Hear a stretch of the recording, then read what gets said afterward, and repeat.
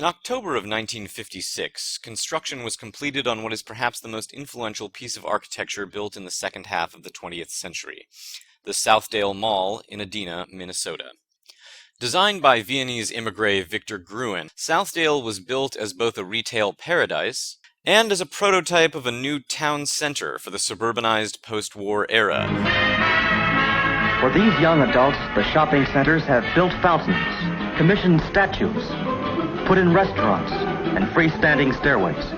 They've included banks, loan offices, rental plans, plant nurseries, and places to buy building materials. Miles of checkout counters and endless rows of carts rolling down the malls at Southdale, at Northland, at Gulfgate, Sunrise, and East Point, at Hillsdale in California. As the century wore on, the enclosed mall began to rival the skyscraper as America's most prominent architectural export. In the 21st century, the center of the shopping mall diaspora is undoubtedly Dubai, that mirage-like emirate whose hypertropic growth and outlandish displays of opulence over the course of the past decade have made an indelible impression on the global imagination.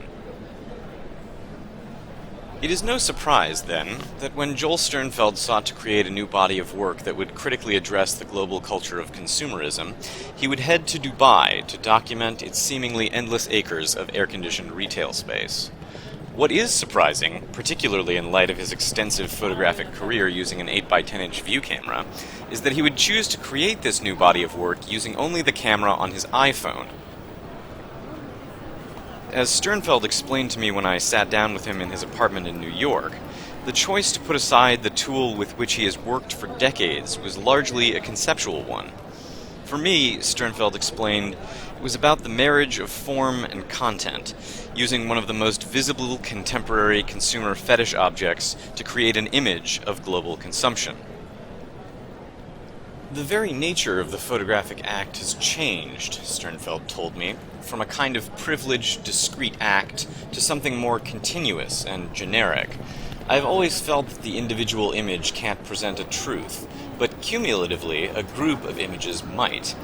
And in fact, I mean iDubai to be a marker on that road from the single image to the multiplicity of images, as well as from the analog image to the digital image.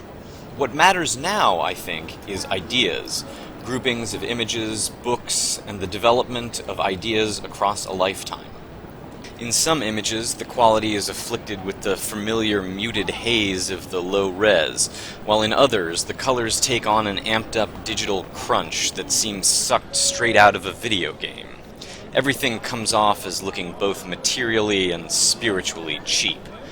Even a Mercedes SLR, fully plated in white gold, that Sternfeld captured parked outside of the Mall of the Emirates, presumably not left unattended, seems to have only a muted luster, as if it was just a gaudy child's plaything, rather than a multi-million-dollar paean to conspicuous consumption. But the full significance of iDubai cannot be understood, as Sternfeld himself implies, without taking into consideration the broader arc of his work as a whole. Most immediately relevant in terms of this broader personal narrative are Sternfeld's three most recent books, Sweet Earth, Experimental Utopias in America from 2006, When It Changed from 2008, and Oxbow Archive, also from 2008. Together, they form a kind of trilogy, to which iDubai could be seen as a kind of pessimistic coda. However, despite these sentiments, this is not to say that iDubai is filled only with vitriol and pessimism directed at the world's out-of-control consumer culture.